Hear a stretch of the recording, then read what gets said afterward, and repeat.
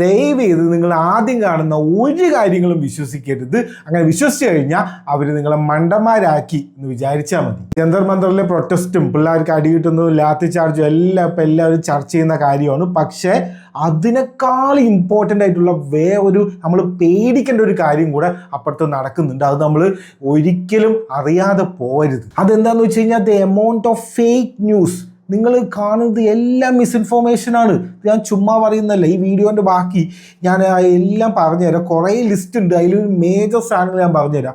അത് കേൾക്കുമ്പോൾ നിങ്ങൾക്ക് മനസ്സിലാവും ഇതൊക്കെ നുണയായിരുന്നോ നിങ്ങൾ അപ്പം ചിന്തിക്കും. കാരണം ഞാനിത് ആദ്യം കേട്ടപ്പോൾ എല്ലാം വിശ്വസിച്ച കാര്യങ്ങളാണ്. It's fucking like shocking. ആദ്യം ഉള്ളൊരു സംഭവമാണ്. അതായത് US എംബസീൻ്റെ ഒരു വെബ്സൈറ്റിൽ ഇങ്ങനെ ഒരു നോട്ടിഫിക്കേഷൻ ഉണ്ട്.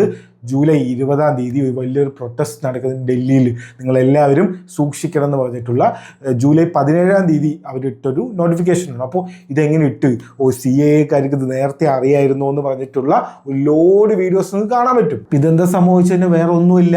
9-ാം തീയതി ജൂലൈ 9-ാം തീയതി തന്നെ എല്ലാ ന്യൂസ് മീഡിയക്കാരും ഇത് പറഞ്ഞിട്ടുണ്ട് 20-ാം തീയതി ഇങ്ങനൊരു പ്രൊട്ടസ്റ്റ് ഉണ്ട് എന്നത്. CJPൻ്റെ ആൾക്കാർ പറഞ്ഞിട്ട് എല്ലാവരും പബ്ലിഷ് ചെയ്തിട്ടുണ്ട്. ജസ്റ്റ് ഗൂഗിൾ ചെയ്ത് നിങ്ങൾക്ക് കിട്ടും. അപ്പോൾ 9-ാം തീയതി തന്നെ എല്ലാവർക്കും അറിയുന്ന പബ്ലിക് ഇൻഫർമേഷനാണിത്.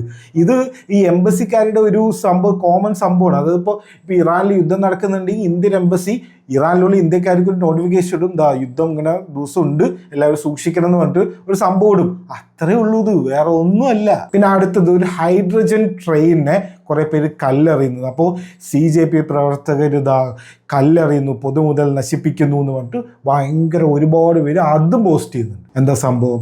ഇത് ബീഹാറിൽ ഒരു 1.5 മാസം മുന്നേ നടന്നിട്ടുള്ള കാര്യമാണ്. അവിടുത്തെ എന്തോ ഒരു പോലീസിൻ്റെ എക്സാമിന് പോകാൻ പറ്റാണ്ട് ട്രെയിൻ എന്തോ മുടങ്ങിയതിന് ആൾക്കാർ കല്ലെറിയുന്ന ഒരു വീഡിയോ ആണിത്. അത് ഫുൾ ഫേക്കാണ്. അങ്ങനെ ഒരു സംഭവമേ ഇല്ല. ഞാൻ അടുത്തൊരു നെറേറ്റീവ് എന്താ വെച്ച് കഴിഞ്ഞാൽ CJPൻ്റെ പ്രൊട്ടസ്റ്റ് നീറ്റിന് വേണ്ടി ആണെങ്കിലും ഇപ്പം അതിൽ കുറേ ആൻറ്റി നാഷണൽസും വേറെ കുറേ അജണ്ടയാണ് അവർക്ക് എന്ന് പറഞ്ഞിട്ടുള്ള സംഭവമുണ്ട്.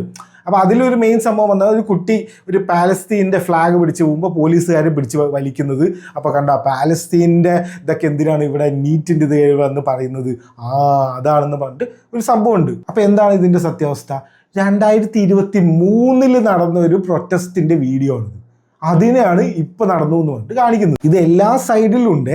വേറൊരുത്തൻ അവൻ്റെ മുഖത്ത് അടി കിട്ടിയെന്ന് പറഞ്ഞിട്ട് പോലീസിൻ്റെ അടി കിട്ടിയെന്ന് പറഞ്ഞിട്ട് ഇരുന്ന് മോങ്ങുന്നുണ്ടായിരുന്നു. ഭയങ്കര കരച്ചിലൊക്കെ ആയിരുന്നു.